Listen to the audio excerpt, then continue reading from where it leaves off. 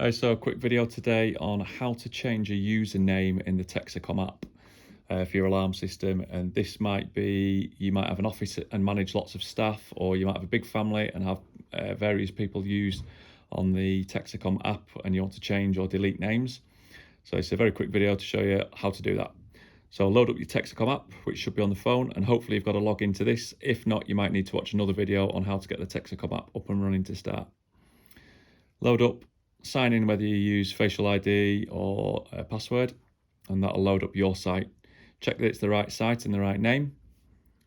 Down into menu, and you want to hit manage users. So this will bring up all your users registered on that system, and you might have double entries, but don't worry about that because it's different access codes. We're going to change Barry because I put Barry in before as a fake name because that's actually me. We're going to drop that down, and here where it says panel username, click Barry, delete it, and we're going to put my name in, Matt H. And click OK on that. That's going to quickly save that and change that to Matt H. What you then need to do, and you must remember this bit, is go back out of there into General Settings and click Sync Panel, because that'll send all the information that you've just changed in the app back to the panel.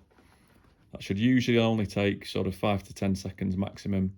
And then you want to go and test out the panel that's pulled through with the same code.